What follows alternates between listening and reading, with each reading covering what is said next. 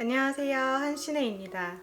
오늘은 제가 요즘 관심 있는 주제에 대해서 얘기해보고 싶은데요. 바로 이중 언어, 아기의 국어 교육입니다. 아직 아이가 태어나지도 않았는데 벌써부터 조기 교육을 생각하는 거냐, 이렇게 생각하시는 분도 계실 텐데요. 저는 결혼 전부터 만약 내가 결혼을 해서 아이를 출산한다면 다른 건 몰라도 이 두 가지는 꼭 좀 물려주고 싶다 이렇게 생각을 했었어요. 첫 번째는 신앙이고 두 번째는 이중 언어입니다. 첫 번째 신앙의 경우는 제가 기독교인이기 때문에 아이가 어려서부터 하나님에 대한 마음을 가질 수 있도록 좀 인도해야겠다 이런 생각이 확고하게 있었고요. 앞으로 올릴 영상에서 제가 얘기해보고 싶은 거는 바로 이 두 번째 이중 언어 부분입니다. 한신혜가 아이에게 가르쳐주고 싶은 언어란 이중 언어, 다계국어 가능자란 왜 이중 언어나 다계국어 교육을 시키고 싶은지, 그리고 전문가가 제안하는 로드맵은 무엇이며 제가 생각하는 로드맵,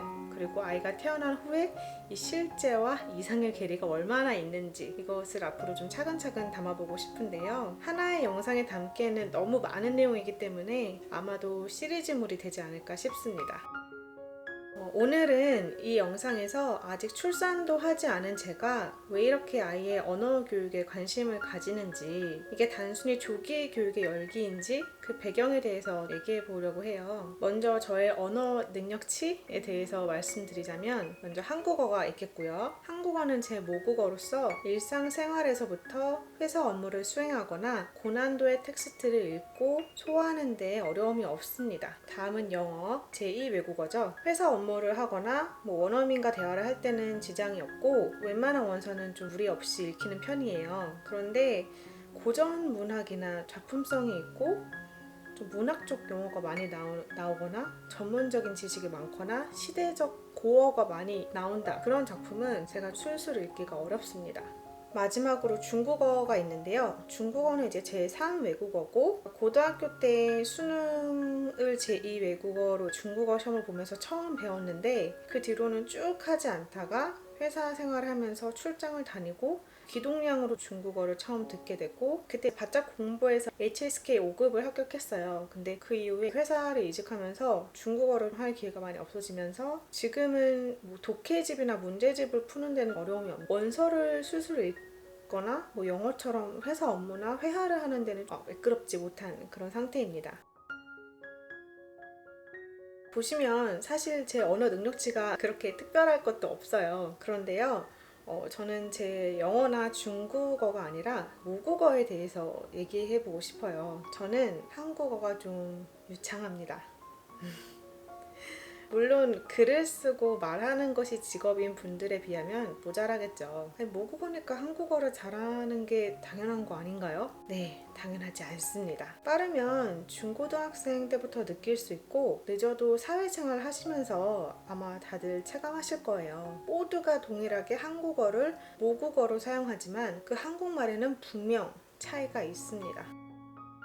국어를 잘한다는 의미는 짧게 보면 학교에서 시험을 치르거나 대학 입시에서 구술 논술 시험을 보거나 그럴 때 수월하게 처리할 수 있는 능력을 얘기할 수 있겠죠. 그런데 저는 개인적으로 국어가 유창하다는 것이 가지는 진짜 큰 의미는 보다 날카로운 분별력으로 정확한 판단을 내릴 수 있는 능력, 그리고 숨겨진 기회를 잡는 가능성이라고 생각합니다.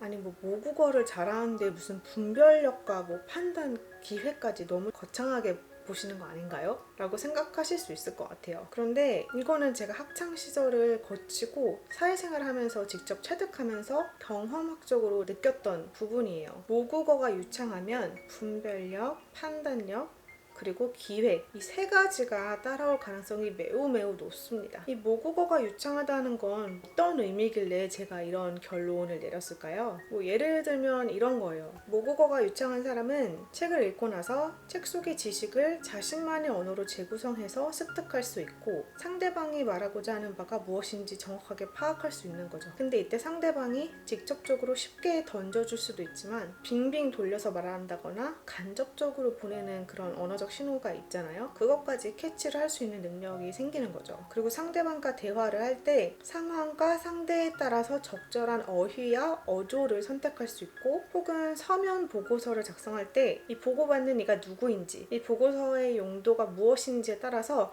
맞춤형 보고서를 작성할 수 있다는 그런 강점 등등이 있죠. 근데 모국어가 유창하면 이런 것이 가능하고, 이럴 경우에 커뮤니케이션 미스가 줄어들고 명료하게 분별하고 보다 정확하게 판단할 수 있는 거죠. 또 이 분별력과 판단력뿐만 아니라 기회가 찾아오는 경우도 굉장히 많은데요. 나의 의도가 곡해되지 않도록 나의 의도를 설명하거나, 또한 누군가를 설득해야 할 때, 취업을 하고 이직을 할 때 자소서를 작성하고 또 면접을 보잖아요. 그 면접 때 얼마나 내 자신을 드러낼 수 있는가, 얼마나 나의 강점을 효과적으로 발화할 수 있는가, 그리고 또 상대방의 숨겨진 의도를 정확하게 파악한다면 이 모든 것이 저에게 기회로 다가올 수 있는 거예요. 사실 이렇게 직접적인 이득을 취하는 것 외에도 모국어가 유창할 때 우리의 시야가 얼마나 넓어질 수 있는지 그것을 보여주는 예시가 정말 수없이 많습니다. 단순히 언변이 화려한 것과 모국어가 유창한 것의 차이점은 바로 분별하고 판단하고 다양한 기회를 모색할 수 있느냐 없느냐, 저는 이것에 달려있다고 생각해요.